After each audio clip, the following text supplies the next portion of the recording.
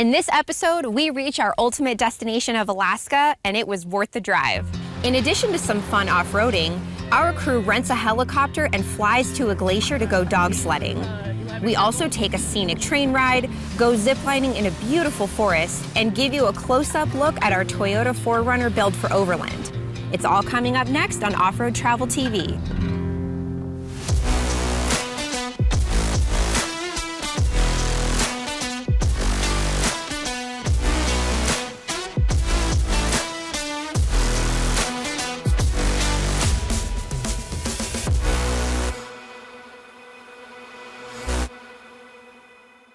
Presented by Beta, the official motorcycle of Off-Road Travel TV. Alaska's vast wilderness promises an adventure like no other. Join us as the team embarks on a journey across this iconic landscape, exploring its wild beauty and unique challenges. One of the things that really excited me most about Alaska is just how big it is. I've been wanting to go there for the last 20 years, and it truly has been a bucket list item. So to be able to go there and to be able to drive around and fly around and go off-roading and do all these different things was truly a unique experience. You know, there's nothing that I've ever done that's been like it. So it's something that I'm already planning to be able to go back. Some of the biggest challenges about visiting Alaska, especially driving, are things you might not consider. You need to think about how far of mileage you have and how much range you have on your vehicle. The Alaska highway is pretty well laid out, but you're going to have some runs where you're going to be hunting for gas and hoping a gas station's coming soon. Being able to rely on what fuel that you're getting, or it was in our case 91, that was more of a stretch for us. So being able to plan ahead and carry extra fuel was a really big need for us. The drive to Alaska is very long. It's beautiful, and there's a bunch of places to stop along the way. There are definitely points where you don't get cell service for multiple days. Starlink is an absolute must, and having a Wii boost. Sure, the cruises are cool and convenient, but I truthfully think the best way to go there is to drive it. Spend 3-4 days there. Yes, it is a very tiny town, but there's a lot to see, a lot to do, and it's worth it. It's a really cute place, and I want to go back. What excites me about Alaska is being able to see a lot of the Barrenscape. Though there's a lot of tourists that come out here, being able to see and drive through all these mountain passes and see just the beauty, the nature, the rawness of the wilderness has been an epic journey. The thing that surprised me most about Alaska is just how small you feel as a human.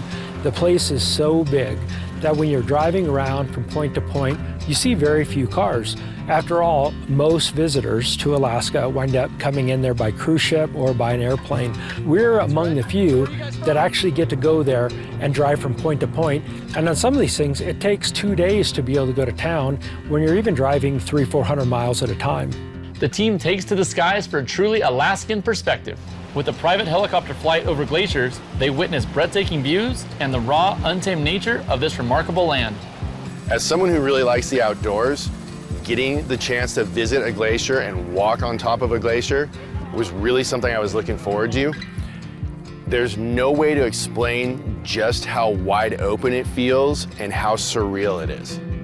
The helicopter ride we got to go on in Skagway was incredible. I mean, within minutes, we're up 3,000 or 4,000 feet above sea level, looking down on glaciers. It was incredible. And then we get to land on a glacier and get to go around on dog sleds and be at the dog sled camp. It was really cool. I was not expecting to like it so much.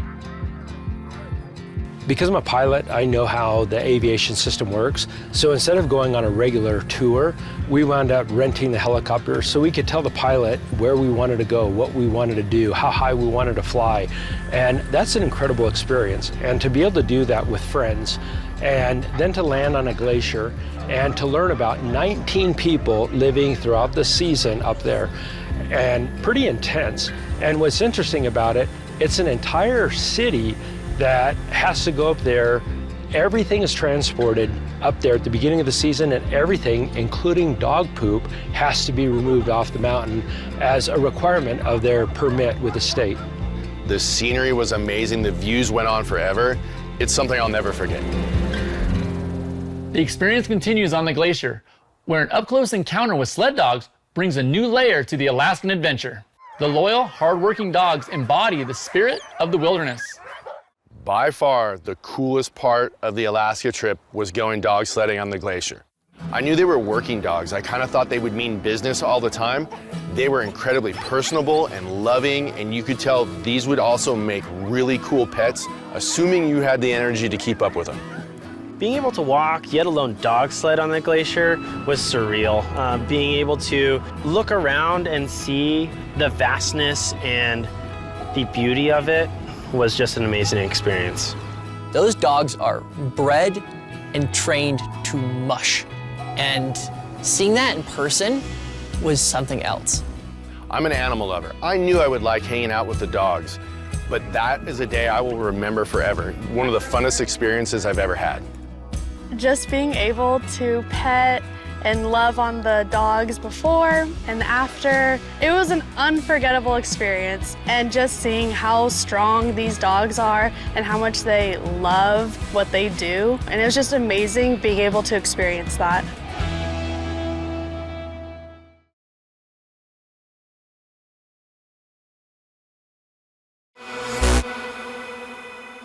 Communication is absolutely critical for any off-road traveler. On trips, our crew typically uses a combination of two-way radios, Starlink, text-enabled GPS units, cell phones, and a product we love called WeBoost. After all, we go way off-grid, and not to be dramatic, but communication could be a matter of life and death if a situation were to occur. WeBoost is a system that's permanently mounted outside your vehicle. It's a 3-component package that consists of a booster that amplifies the signal, one antenna that connects to all the devices inside and around your vehicle, and another antenna that connects to cell phone towers. The system only takes about an hour to install, and it was one of the best things we brought along on our trip to Alaska. The complete system costs about $750 and there's no monthly fee. WeBoost solutions work with any device on any network, including AT&T, T-Mobile, Verizon, US Cellular, and more. In addition to helping with cell phone calls, it also boosts your data service. It's no wonder these are so popular for people who live in remote areas or travel a lot off-grid. Once installed, there's absolutely nothing you and your friends need to do to your phone to make it work. No downloads, no settings to change. It just boosts the natural signal. Note that this only works where there's enough cell towers to be actually amplified enough to connect to your phone. Even though this is the most powerful cell phone booster allowed by the Federal Communications Commission, it is still limited by the overall cell phone grid. WeBoost makes a variety of mobile versions and even a model for homes and businesses.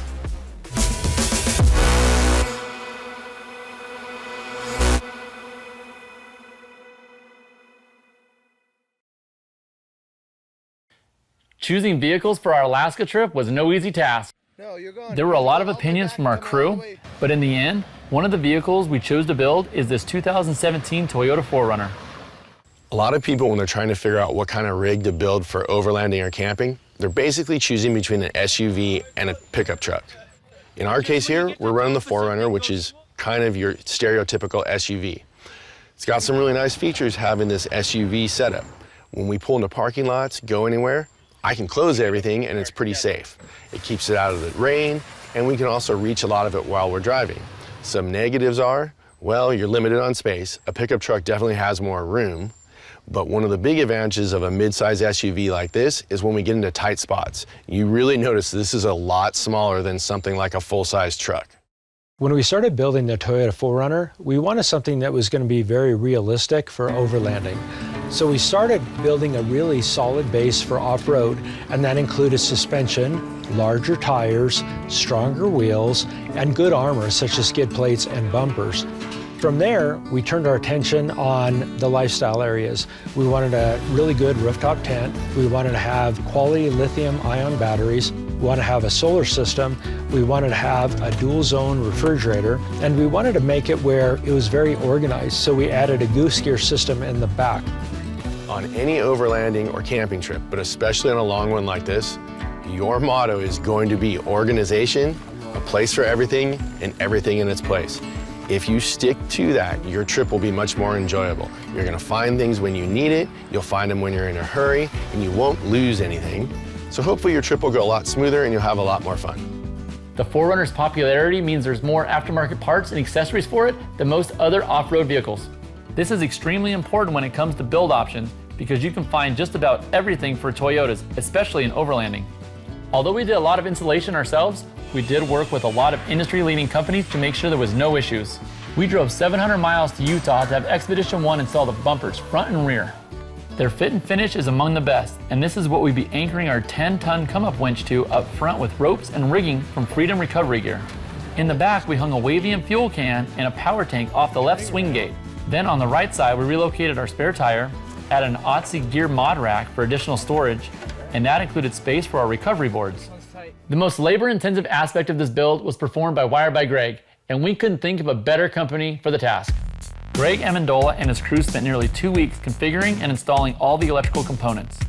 And this is the heart and soul of an overland rig. We went with a dual battery system, 2 separate solar systems, one for the house batteries and the other for the starting battery. For accessories, we added an Iceco refrigerator, Weeboo cell phone range extender, Midland radios, lots of KC highlights, a few Anderson connectors, and some small other accessories. Cali Ray's Off-Road also helped. We probably spent more time there than anywhere else. They installed the SDI E-Click shock suspension system, RCI skid plates, and put our tires on the new wheels. We also had a local company re-gear the 4Runner because we switched from 33-inch tires to 35-inch Canatis. Re-gearing is a must, especially since we pull a small Vintage Trailer Works XTR trailer. We're a big fan of off-road lighting because we love driving at night. And we took 2 different approaches with these vehicles. On the Tundra, we went with larger lights, and we went with more compact units on the 4Runner. All are made by KC Highlights, and they're absolutely incredible. We wound up using Switch Pro units to control them, so the lights are all on separate channels so we can figure out which lights we need on what circuit, when, and where. During this trip, we're bringing a lot of technology with us. We've got everything from, like everyone else, we have cell phones. We've got cell phone boosters from WeBoost. We have a Starlink. We have Garmin's for navigation. We have solar paneled chargers, solar paneled lights. All this technology, I can't say it's necessary. You could get by without it. But when traveling for over 40 days, man, does it make things easier. It makes finding stuff easier. It saves you a lot of headaches, and just in general, it keeps most of us happy. So with all the technology and equipment, the crew had to find additional ways to store everything and came up with an innovative yet simple solution. The gull wings from TFC Off-Road are one of my favorite things that I found for this build. Are they necessary? No. But are they really cool? Yes. We already had MOLLE panels in the back windows covering them, so that little bit of space wasn't being used at all. And gets you a nice little cubby to put stuff that you use on the daily that is tucked away, lockable, and it even makes your truck a little more safer for someone who wants to try and break in because there's no more windows to smash. Bringing a trailer on this trip was an easy decision for us. When you're looking at something that is this long over this wide of a variety of areas, you have to bring a lot of stuff with you. And although the 4Runner is a great vehicle and does have quite a bit of space, it doesn't have enough space for 2 months worth of clothes, cooking stuff, and if you look at what we're doing a bunch of different excursions and activities and things. We needed to bring stuff. We need to bring mountain bikes, mountain bike riding gear, fishing gear, things to support fishing. That trailer makes it much easier for those things to happen. Taking a 4Runner on a trip like this is a pretty darn good vehicle to choose. It gets decent gas mileage, even when towing. It has lots of room. It's pretty versatile. It can go anywhere off-road, really. It tows our trailer just fine. It's perfectly sized for that. There's Toyota dealers all over the place in case I needed some support, and there's no arguing, everyone knows Toyotas are reliable. I really enjoy the 4Runner because it's a very well thought out and logical build. Although we still worked with a budget, it was realistic. We focused first on all the off-road components to make it a really good off-road worthy machine, and then we started adding an emphasis to everything that we needed for overlanding. And the result is something that works out perfectly. These things are bulletproof. A wonderful, reliable motor on a very capable chassis that has just enough storage to get you out there and have a good time on the weekends. In our case, we went with this 4Runner because it ticks a lot of the boxes. It's pretty decent size. It has a good amount of storage room in it, which will keep my stuff dry, keep Kathy's stuff dry, keeps it protected from anybody, thinking about grabbing something. It tows pretty well. It's great off-road. It's very reliable. The other thing that comes in really nice and handy is it's not hard to get into a lot of camping spots. Heck, I can make a normal U-turn driving down the street with no problem whatsoever. For a complete list of specs on our Project 4Runner, please visit offroadtraveltv.com.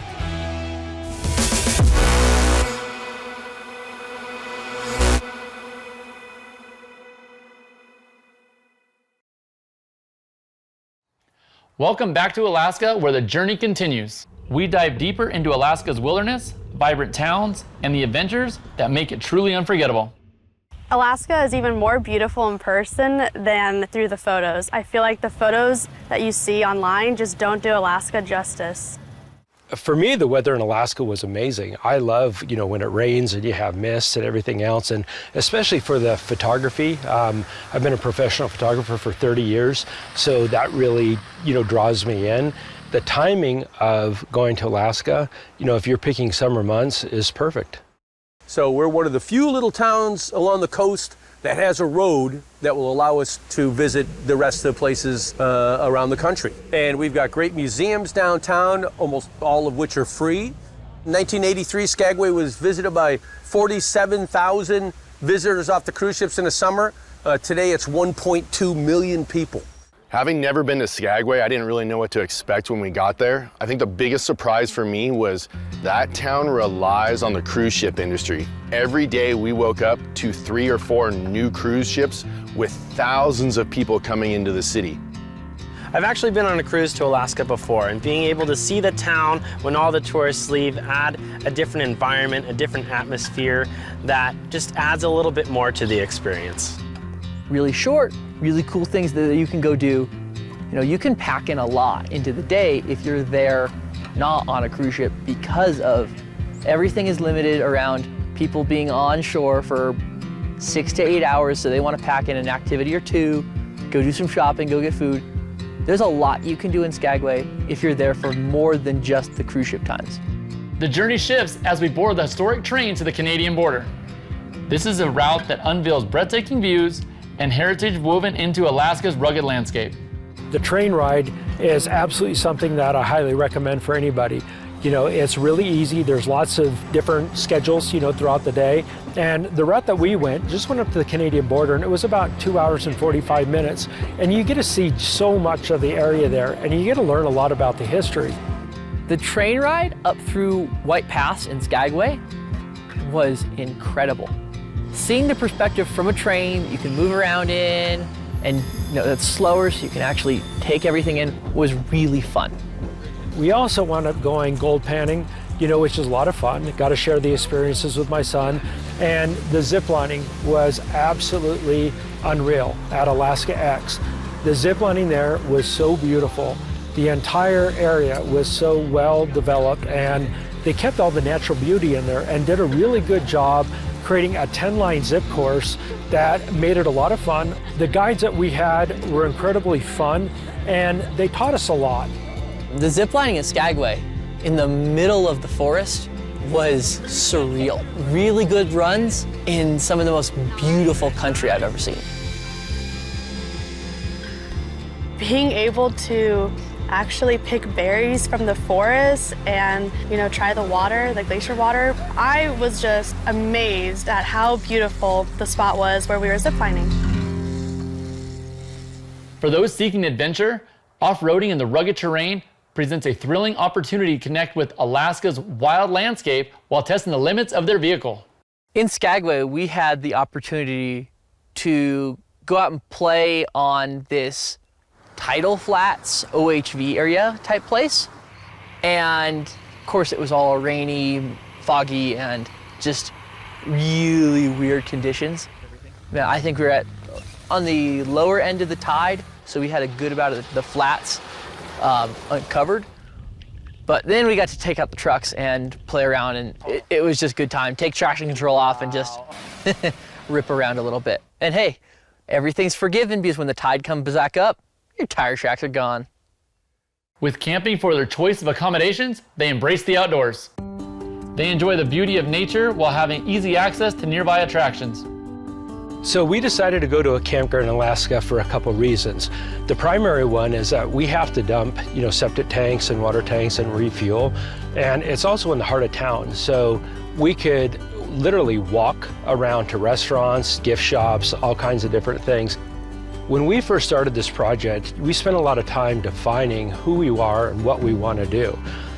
So although we're driving overland vehicles and stuff, we're very focused on making sure that we're seeing the best sites. And if those best sites just happen to be in a state or national park, then we're not going to avoid a campground. We're going to go to that campground, we're going to go see those amazing sites, and we're going to live life to the fullest.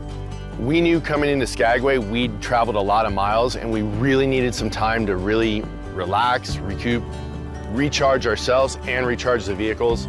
Staying in the campground helped us out a lot. We had water, power, restrooms, and showers. That really helped us out after lots of miles of driving.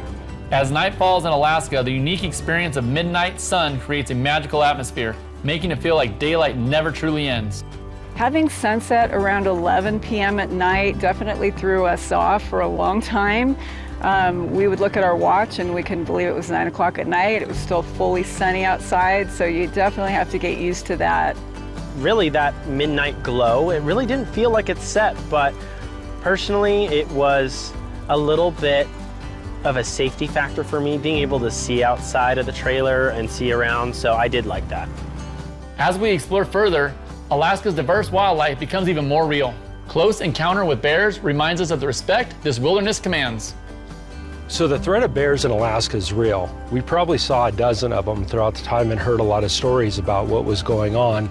And if you had to go to the bathroom or you had to leave the group, you had a heightened sense of awareness on everything that was going around. Bears are like any other wild animal. You need to take precautions and think ahead. So me, I slept just fine and wasn't worried about bears. I think the thing that excites me most about Alaska is all the activities that we planned. We flew helicopters to go dog sledding on a glacier. We went ziplining, we panned for gold, we went on a train ride, and being able to go off-roading and go and have some really cool weather, just made everything exceptional for us. It achieved everything that we had ever hoped for.